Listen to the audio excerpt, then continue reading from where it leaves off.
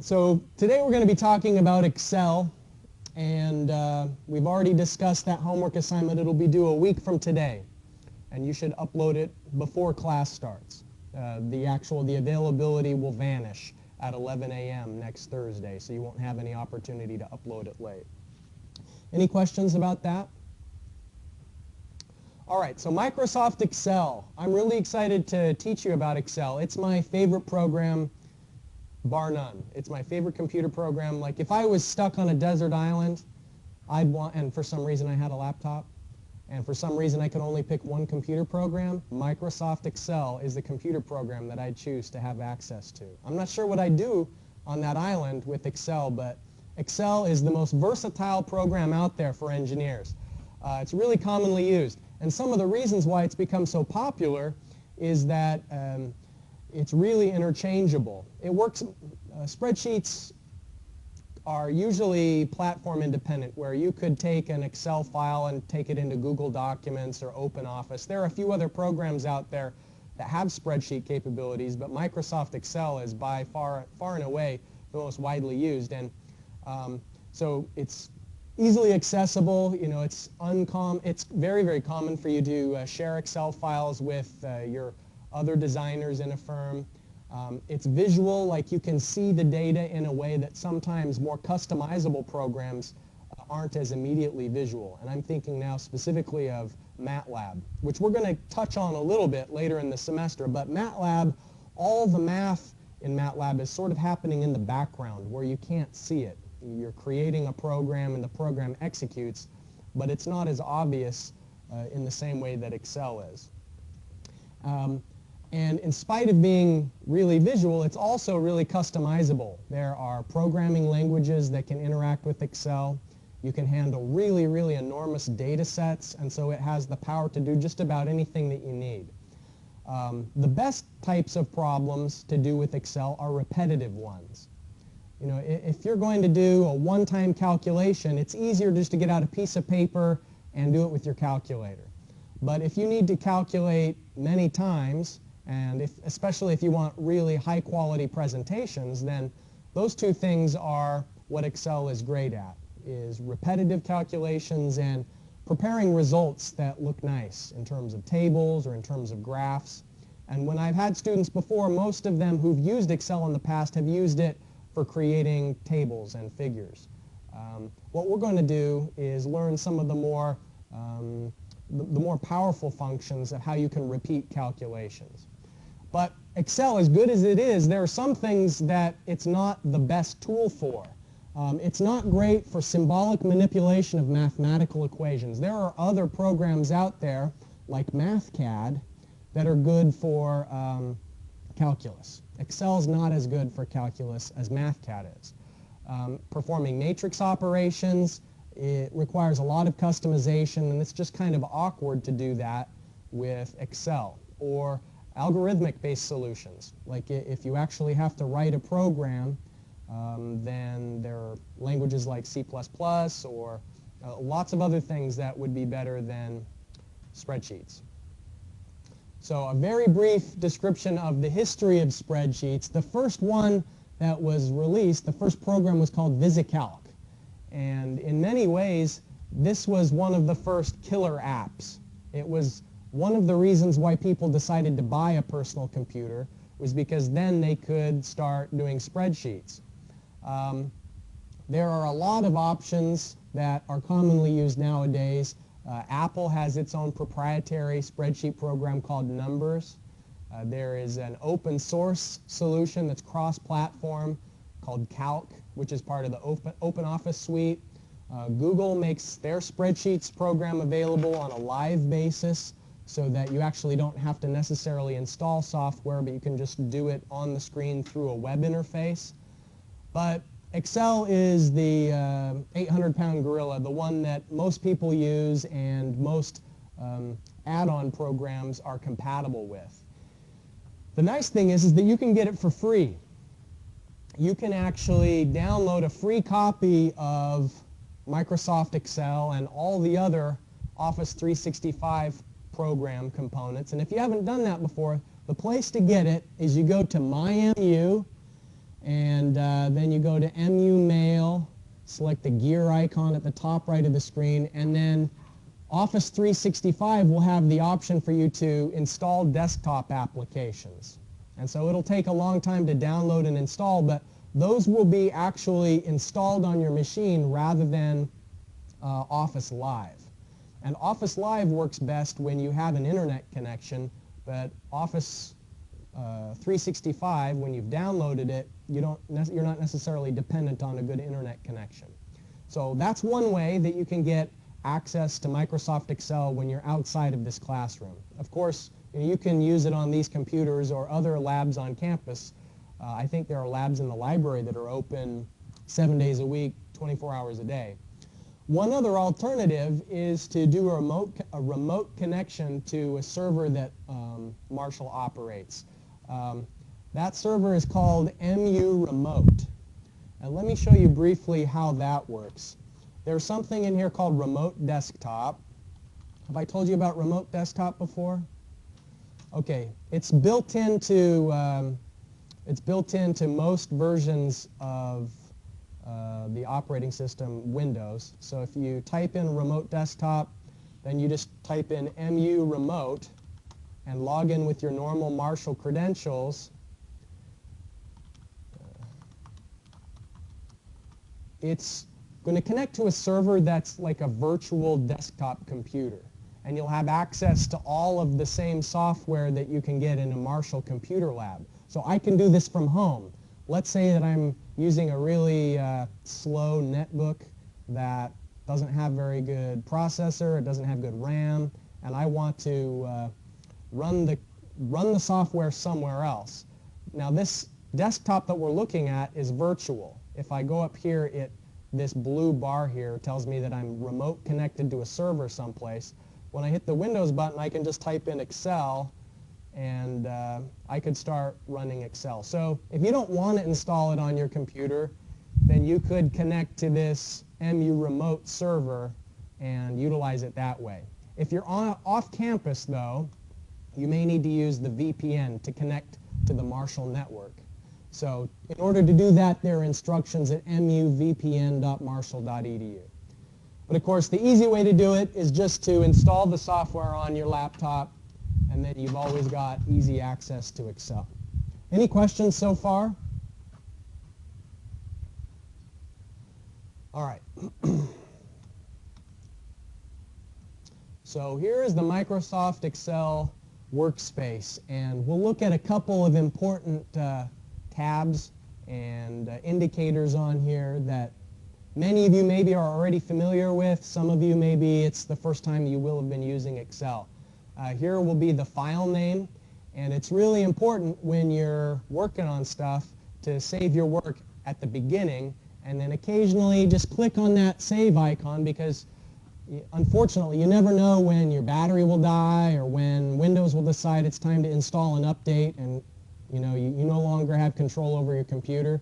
So just to avoid any kind of problem, save your work early and often. And if it's called Book 1, chances are you haven't saved it yet. This workspace is where we're going to be inputting information, whether it's numbers or letters to help us understand what's in different columns and rows and formulas. You can have more than one sheet in a single file. And by default, when you start a new blank spreadsheet, there's just one sheet that's called Sheet 1. You could rename it, though. You could name it Structural Calculations, and then create another tab, another sheet that would be called maybe Water Engineering Calculations. And so there's an unlimited number of sheets that you can create. You'll notice that each of these columns has a letter that starts at A, and once you get past through the whole alphabet, once you get to Z, the next column beyond that's called AA, and then AB, AC, and it just continues on. The rows are numbered. The formula bar here is, if you have an equation, this is where you can type it in, depending on which cell you're in. You click on a cell, and you could type it in the cell, and it will also be appearing in the equation. But whatever cell you're in is highlighted with green, and it also tells you the name of that cell. The cell cursor indicator here, it's saying A1. So the rows are numerical, the columns are alphabetical, and then the intersection of those two is a cell that can contain labels, values, and formulas. And by default, when you type in a number, it is recording that as a value. Sometimes you'll want to overwrite that and have a number stored as a label, and I'll show you an instance of how you can do that. But when you move around, you can use a variety of keys. You can use just the arrow keys as maybe the easiest way to do it on the keyboard. But then you can also move around using Tab and Shift Tab. That will give you left and right. Enter will give you, if you're typing in data, it will take you down a row to the next row below it. The Home button will move the cursor all the way to the left, and Control Home will move it all the way to the top left. So start up Microsoft Excel and try this out. Just use the keys that are listed there to get a feel for how to navigate around inside of the program. So you can just type in Excel, and if it gives you that option on the when the program starts, we want to begin with a blank workbook. And so just move around and try the arrow buttons and the Tab button, Shift Tab, Home, and Control Home.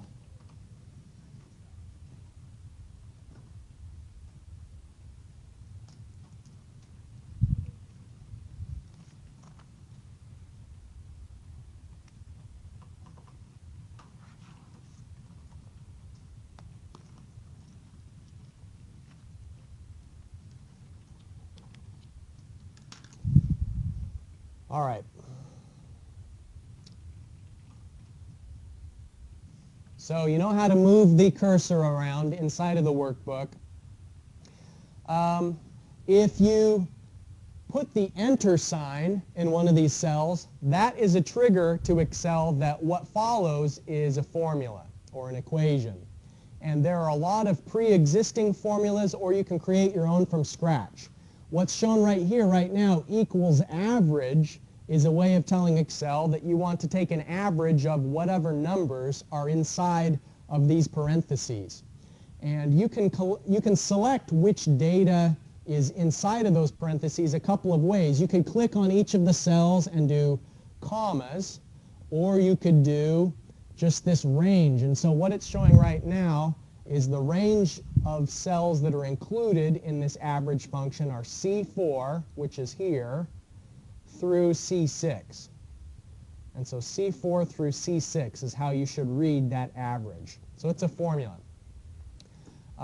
If the first thing in here in the cell is a number, then it's treated as a value. So 63.6 is moved over to the right because it's a number, and the word grades is moved over to the left because that's the default formatting when you're entering in text characters. And so that's a label. If it doesn't have the equal sign, which would have been a formula, and it doesn't have a number, then it's treated as a label. Now that quote button, just a single quote, is how you can treat a number to act as a label. And you might want to do that if you had a column that was called like maybe 26.2 training plan, you know, the training plan for your marathon. Well, you wouldn't want that 26.2 to be seen as a number. And so if you ever need to override something to turn it into a label, then you can just use the single quote button to do that. So do this. Type in the word grades. Type in those 3 number values in the locations that are shown on the screen, and then try out the average function. See if you can get in cell C7 that average to be calculated using the average function. Don't just type in the number 74.866, but actually use that average function. Can you see the numbers in the back of the room, or is it too small? You can kind of see it if you've got your glasses on.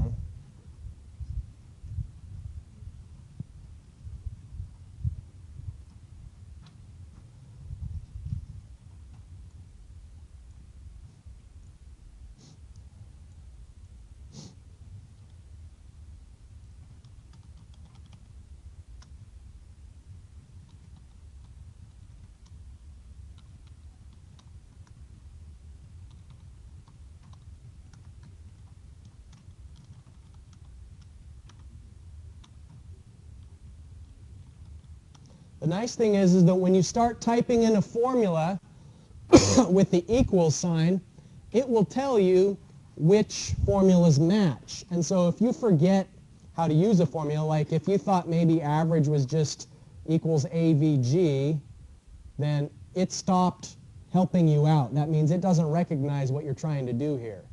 But if you start typing in AVERAGE, then it tells you what it's actually going to do when you execute that function. So all you have to do is either type in C4 through C6. You can type that in, is one way, and enter, gives you the values. But of course, since we've got a mouse, there's no reason for us to type those values in. We can do it an easier way, equals average, and then use the cursor to just select the cells that you want included in that range. And so I clicked on C4 and I dragged the cursor down, and then I stopped at C6. And now I should put the closed parentheses here, but Excel was built for lazy people like me. So I don't even have to put that closed parentheses, and it'll kind of just figure out that I meant to. So if I just push enter right now, it's not going to flip out. It'll assume. And so if I go back into here, it puts that closed parentheses. Now sometimes it makes the wrong assumption. If you format things wrong, it'll do its best to interpret it. But you have to be careful and double check that things are reasonable. One way to know if things are reasonable is just highlight that range, and down here it's telling you the average is 74.866. There are a couple of pre-existing formulas that it's always doing in the background. It's doing the count, sum, and average. So if you have some numbers selected, it'll count how many number groups there are, 3. It'll do the sum of those 3 values and find the average. So that can be a useful tool if you want to find a quick summary of some information. Any questions so far? Was everyone successful? All right.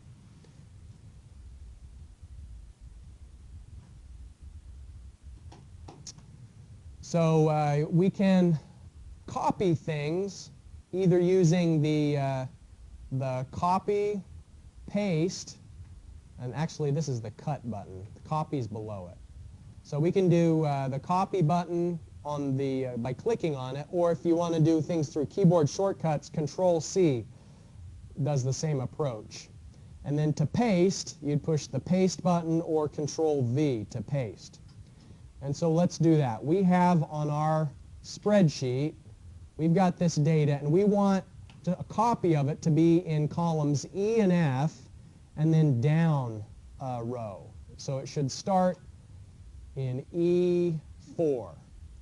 So first of all, I'm going to select that entire range of cells, and you can either copy with this copy button, and then paste. We want it starting in E and 4, so paste. Or if I want to use the keystrokes, I can just highlight the range, and I'm going to press Control-C, and then the destination, Control-V.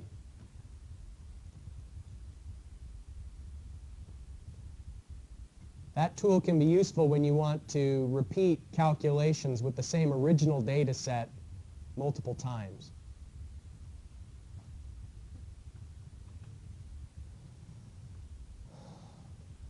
Now, there's really an important thing that you have to be aware of. So this is one of those times where you should stop working on the computer, because maybe the most important thing I'm going to tell you about today is the idea of absolute and relative referencing. Do you guys have a question?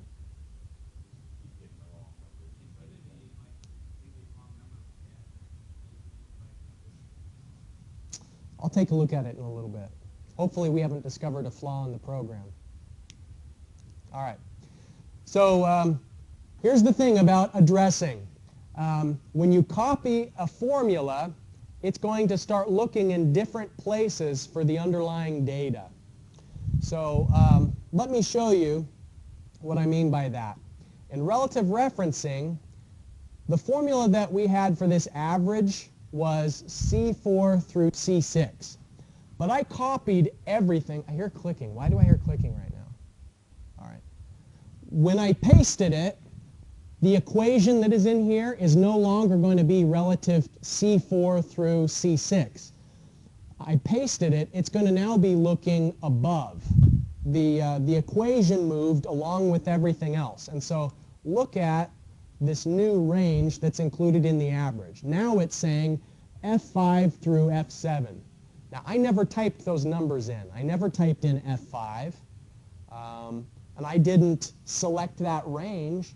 But based on where I moved things, when I pasted, it just automatically assumed that it still wanted, that I still wanted to know the average of these numbers.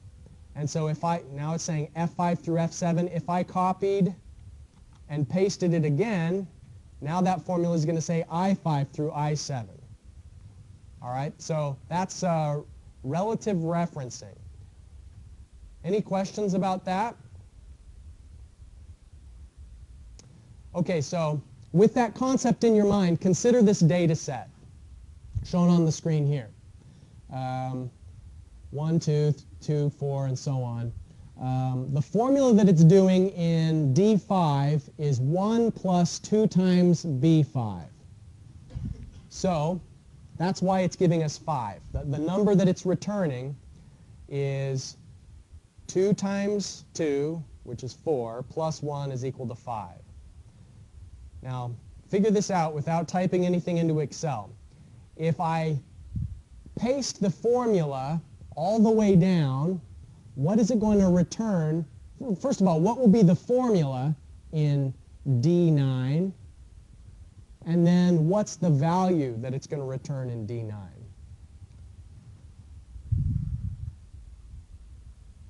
All right, so the formula is going to be 1 plus B9, because as I drag the formula down, it knows to look at new rows. It's not going to still be on row 5. As I drag it down, it adjusts the formula to be B9 as the cell that it's looking at, but the numbers themselves still stay the same. The 1 didn't change, the 2 didn't change, but the things that are relative, the cell references, did change. All right, so let's try that out. Put this data set into a new sheet. Create a new sheet by clicking that plus button.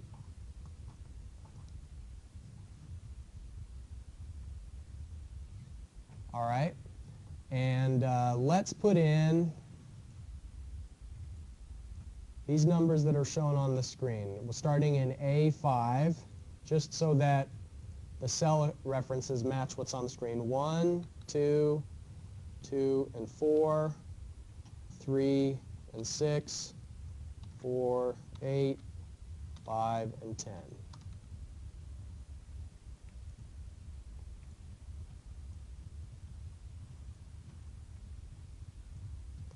All right, so in D5 is where we're going to put our first equation.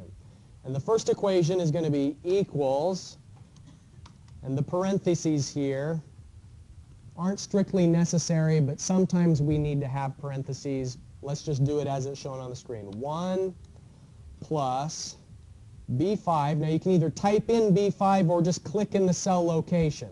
I'm just going to click in the cell location, and then it'll automatically put the reference name in there. B5 times 2, close parentheses.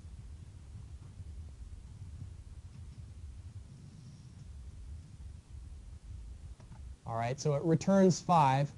Now, the easiest way to get it to do that same calculation for all the other rows is this green box here. Do you see the green color goes all the way around our cell, but at the lower right-hand side is a little bit of a thicker green shading. And that's a place that you can grab onto and drag down. And so do that. What you do is move the cursor to that location, and then it changes the cursor to that black plus, and then click and hold, and you're dragging it down. And what it does is it automatically fills that formula to the other locations as well. So what we did before was copy and paste. So you can copy and paste, but look at how many times I'd have to copy and paste. I do Control C, Control V, Control V, Control V, Control V. That's repetitive.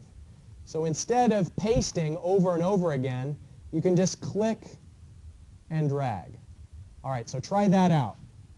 Click the formula, drag it down to see it apply all of those values.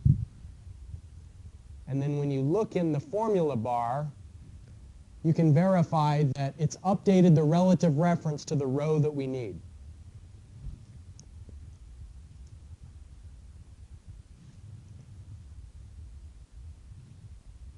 Yes? So what would happen if you didn't have in column A the numbers inside? Would it not read it?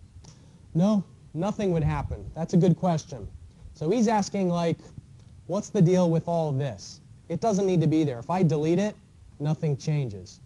I'm going to put it back, though, because I'm going to use it later.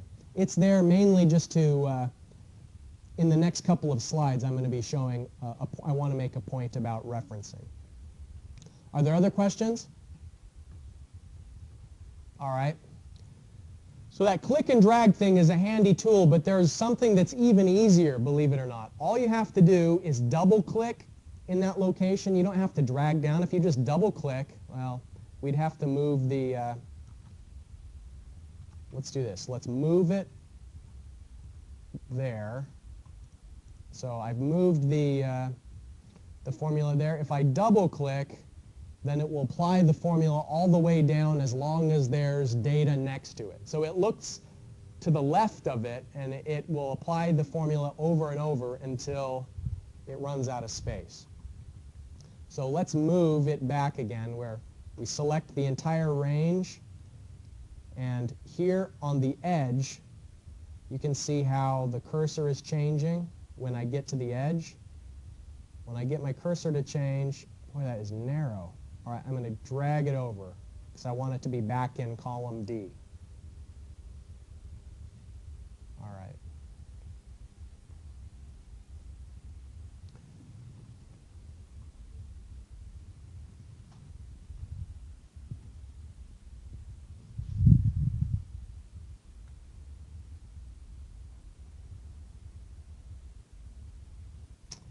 All right. So I think this meant if we put into C5,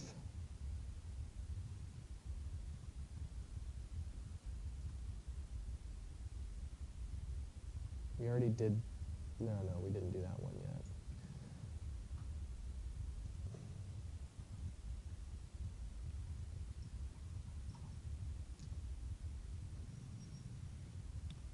Sorry, there's an error in the notes here, guys. I think what it means to say is A5 times 2. Okay. Now I'm ready to make this point. Apologies.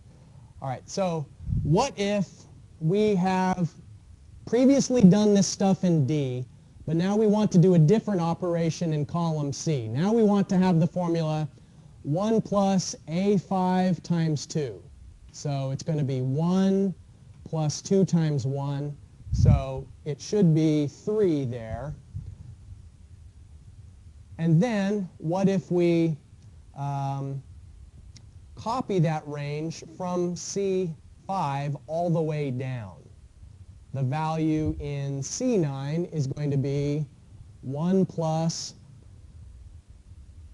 5 times 2. So the value that it returns should be 11. So let's try that out. In that blank space between this calculated cell here in column C, let's do the new formula. So it is equals equals 1 plus A5 times 2. And then it will return in that location 3, and we can drag it all the way down, or we can double click down so that it applies the equation the rest of the way.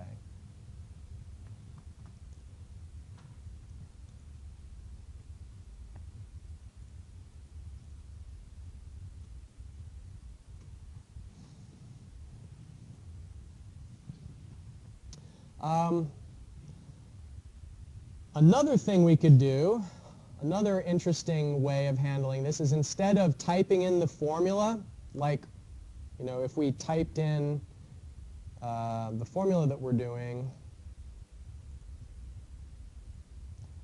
all right, we did equals 1 plus this times 2. Well, we could just drag the formula sideways. You know how we drag it down? We can just drag the formula from the left, from the right to the left. So grab in that location and drag it sideways, and it will change the cell reference to the left in the same way that we were dragging it down. So try that out. You can just take our existing calculations and apply them to the left. And then you can drag it down for the rest.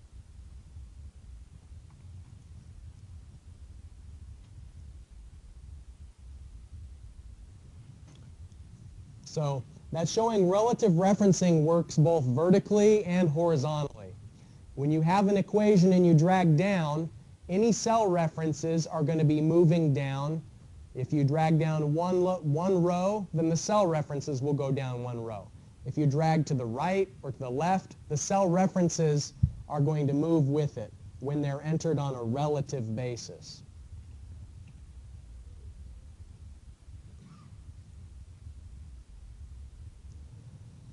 But sometimes that's bad. And sometimes we want to lock a reference and we don't want it to move when we drag our equation around. And so absolute addressing is what we can do to force it to always look in the same place for a certain number. It allows us to lock a reference. We're going to be using the $ to lock a cell reference. And one way to do that with a keyboard shortcut is with the F4 button. I'll demonstrate in just a moment what I mean. But this absolute addressing anchors things with a $ so that when you copy and paste to the left or right or up or down, the cell reference that is anchored or locked is always going to be in the same place in the formula. So here's how it works. If you had C2, there's no $ in there, and so it means that it's going to be relative. So that if you drag down or right, the formula is going to change based on where you reapplied the formula. But if you put the $ in front of the C, then that's going to lock the column C, because all of the columns have letters, and remember, it's the rows that have numbers. And so when the $ is only in front of the number, then that means if you drug a formula side to side, the column reference would be relative. But if you drug it up and down, it would always be looking in row 2. And if you have $ in both in front of the letter and the number, then that's absolute addressing both the row and the column. So it'll always look in the same spot. So consider this data. This is like a running schedule. How many miles you did on different days in the first column And in the second column, it's the cumulative weekly total. So on Monday, I've only done 5. On Tuesday, which I did 6 on Tuesday, but 5 the day before, so the cumulative total there is 11, and so on. I think you see the pattern, the cumulative weekly total. If we want to be able to calculate that in Excel, let's put that in, create a new worksheet with the plus button, and let's type in the running data starting at B2. So 5 miles, and then it was 6, 2, 4, and 3. So what we were calling that was the miles ran. And we could put in the day.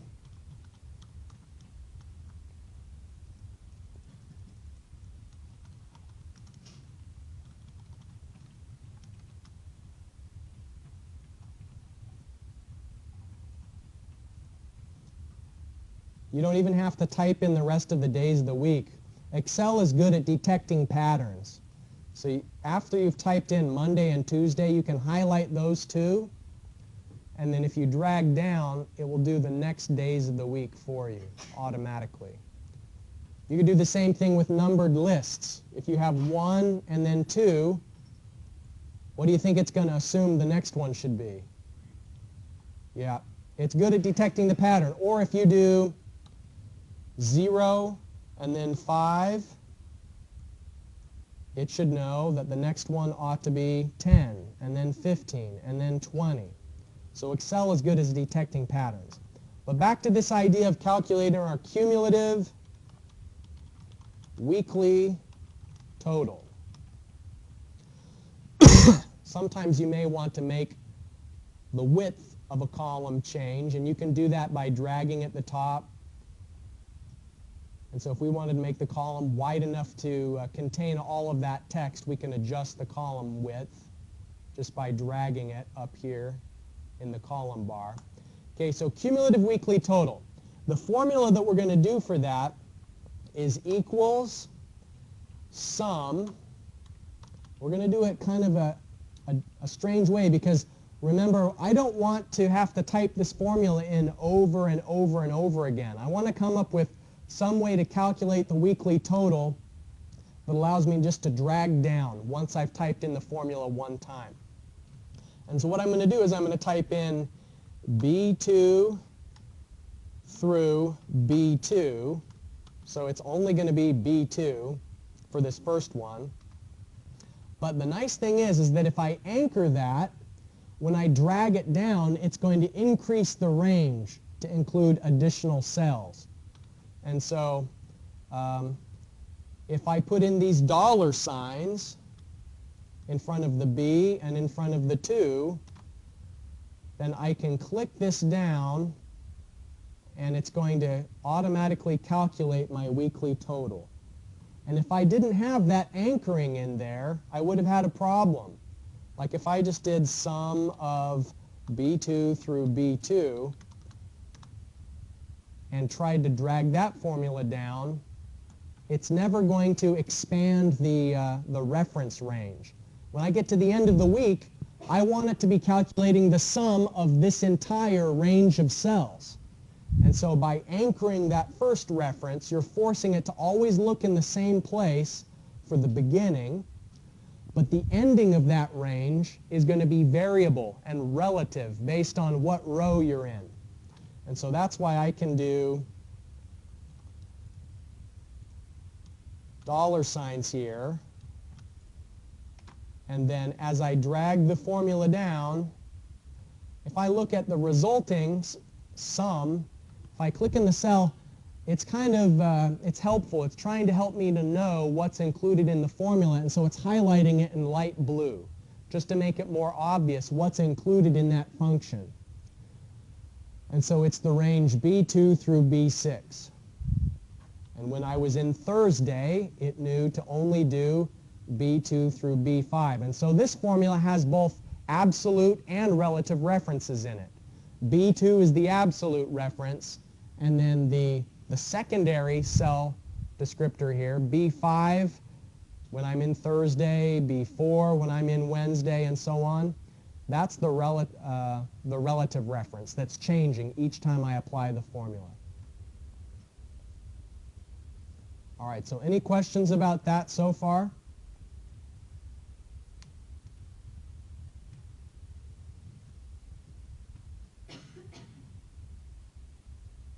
Yes? Sure. All right, so my approach was I want to do the sum formula, so I have to start with the equals button, and equals tells Excel to expect an equation coming. And so sum, and then the parentheses tells it I'm going to start with some numbers.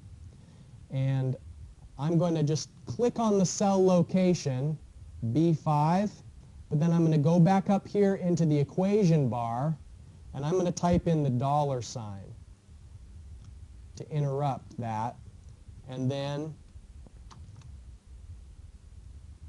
click on it again. So of those two references, one is locked. The $sign B, $sign 2 is telling Excel to always look in this place as the starting point in the range. And the other one being relative means that when I drag that formula down, it's going to move B, instead of B2, for the next one, it's going to look at B3. See how it says B3? It automatically updated the formula.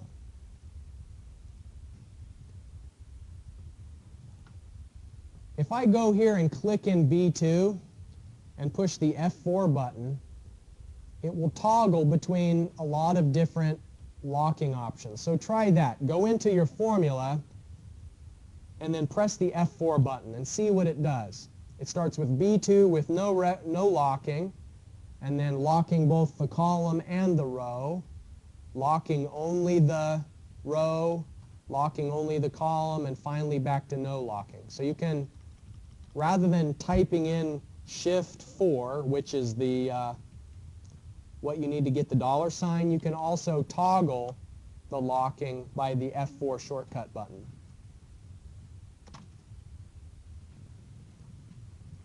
Yes?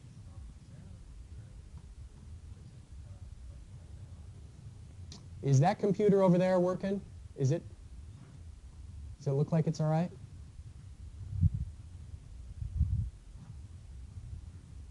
There's one here. This one might work. All right. So unless there are any other questions, let's continue on to the next thing.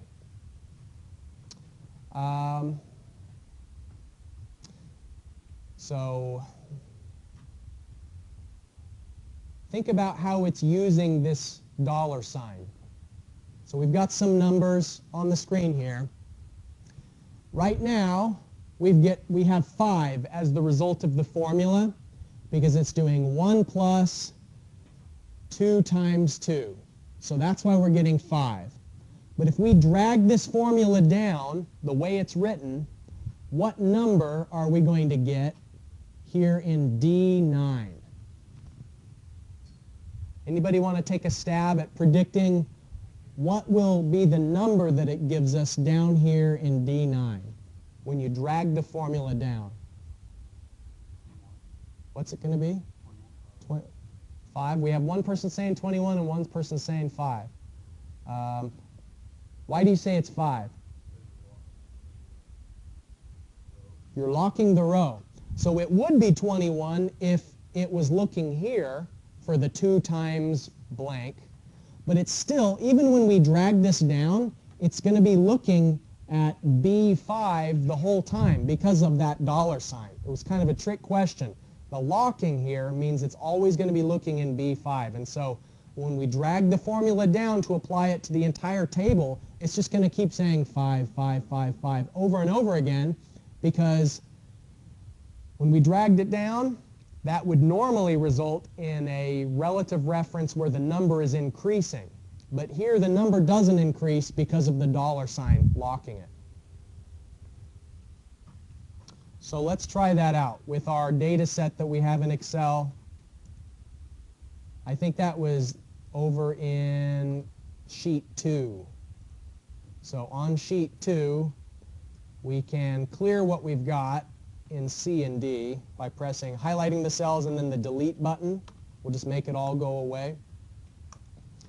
So here we're going to do equals 1 plus, I'm clicking on B5 and then I'm going to press the F4 button until I get only the row is locked times 2.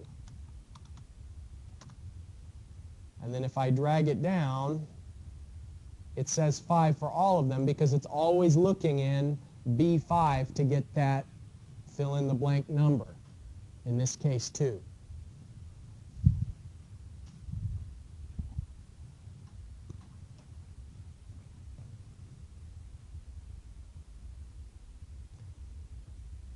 You have to be careful with locking cells. Sometimes it can be useful to name a range of data. And here what it's showing is that instead of a cell reference, which is what we normally have, like it will tell you right now my cursor is in F7, and so that cell is called F7. You could also highlight a range of data like this, and right now we could give it a range and we could call it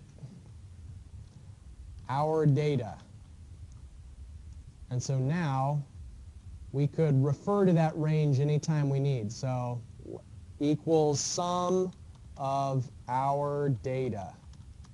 And what, oh, it didn't work. I spell it wrong. Well, it must not operate that way. You can name the range, though, for whatever good that does. The range names have to start with a letter, no spaces. They can't have, like, cell coordinates like C4 or whatever in the name. So try naming the range. I'm sad that it didn't work. I named the range. Oh, maybe it didn't. Maybe I didn't actually name it like I thought it did. Our data. Enter equals sum. Yeah, all right, it's going to work now. I just didn't push enter before. That was the problem. All right, so quick tip. When you're typing in the range, you have to press enter after you name it. So I could do it here on sheet 3. Highlight your range. And once you've got it highlighted, you can go into the name box and name it something. I could just name it running. Enter. And so now it's named. If I wanted to add up the entire range of it, sum of running. And now it knows to use that range. Was there a question over here? Yeah. Uh-huh.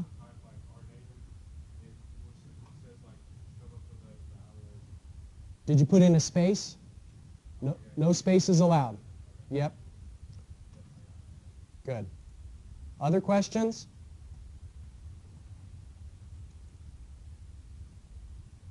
All right.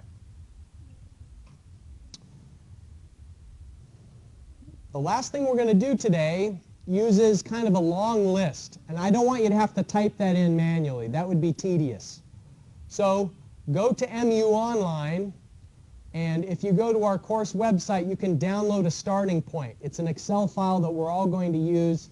It's right on the main page here where it says Lecture 8 Conditional Formatting Start File. Download that Excel file, click on it, save as, and pick a location. A good place for you to save your work is where it says this PC, the V drive. Everyone here has a V drive, which is a network location that the university gives you, and it's a lot of space. They back it up frequently. It's a really good place to store your work. So go to your V drive and save it. And then once it's saved, you can open the file and enable editing. That enable editing thing is a security feature. When you download files from the internet,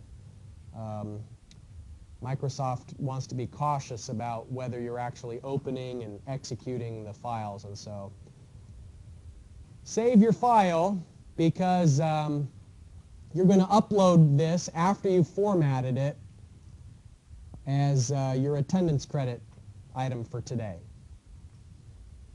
So let me pause the recording and I'll circulate around, make sure everybody has that starting file. So I'm going to download it again, save as. You may not immediately see your V drive. You might have to go over here to this PC, and then it might be hidden, so you might have to scroll down, and then the V drive will be the one that has your name on it. That one there. So I already had it downloaded. All right. So here is our data file, and what we want to do is, this is concrete test data. And I don't know how many people here have ever done any concrete work before, but you can, at the end of 28 days, you can take a sample of concrete and you can crush it. And from how strong it is, you can know basically the quality of the concrete and how the environmental conditions were when it was cured, if the mix was good. Basically, we want to assess how strong it is. Now look, this is a really long list of values, 40, but it could be 40,000. It would be kind of annoying to go through them, each one, to find out if it's good, okay, or bad. And that's what we want to do, is we want to sort this list just really quickly and have a visual idea of whether the concrete is strong, if it's acceptable, or if it's not acceptable because it's too weak. So one of the ways that we can quickly screen through data is with something called conditional formatting. Here on the Home tab, it's one of the options. And so what we're going to do is select the 28-day data, scroll all the way down through the 40th data point. And when you've got that selected, not including where it says 28 days, click on Conditional Formatting, and we want to create a new rule.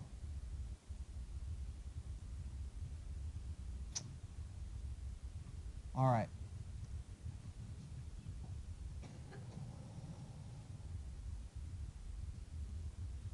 So we're going to select this second rule here, format only cells that contain.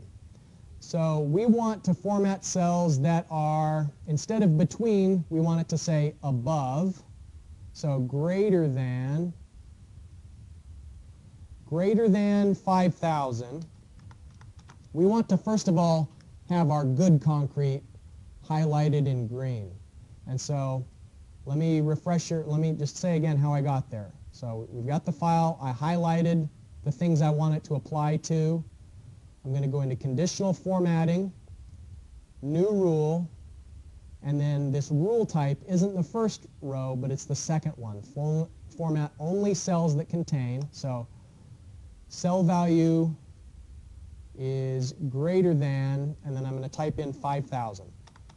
Okay, so we want it to pick out all of the values that are more than 5,000 in the format that we want it to do. So click on Format. We want to fill the cell with light green, because green is go. It means everything's fine. Click OK, and then OK again, and you'll notice that now it's really easy to pick out which of these samples had high strength. The numbers themselves, I mean, we could go through it and find where are the ones that are more than 5,000, and we could click on that location and have it apply the color that we want. We could have done that manually, but why do something manually if you can do it automatically? And so as we scroll down through the data, here are all of the data points where it was more than 5,000. All right, so I'm going to do the same thing. Anything that's between 4,000 and 5,000 I consider maybe marginal, and I want that to be highlighted in yellow. So try the same thing over again. Highlight the entire range. Let me show you another trick. Anytime I think of one, I'm going to throw in a quick trick. instead of clicking and dragging all the way down, you can click at the top and then do Shift, Control, and the arrow button, and it goes to the bottom of the list. And it's now highlighting all of them.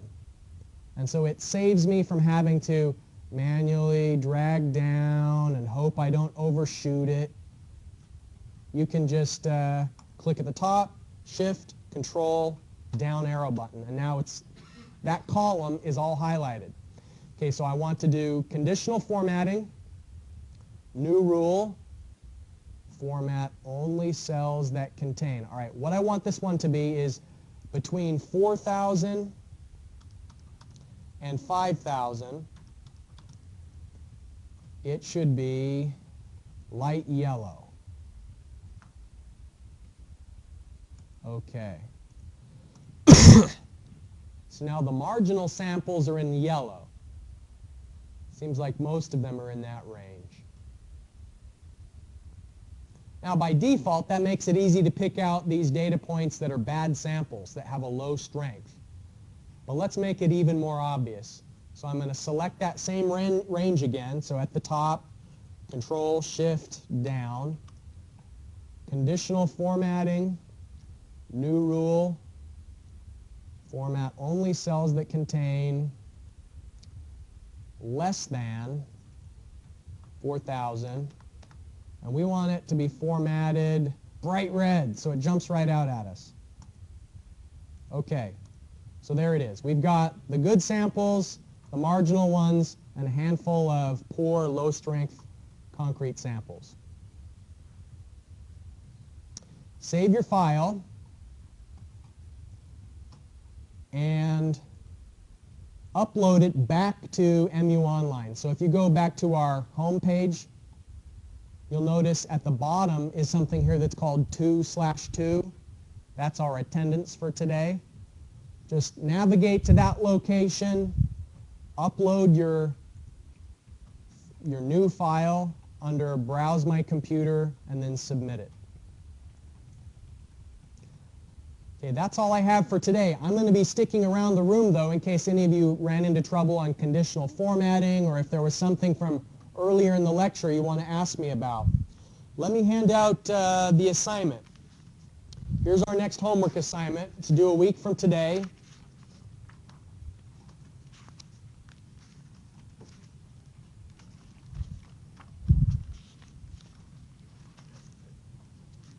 Thanks, sir.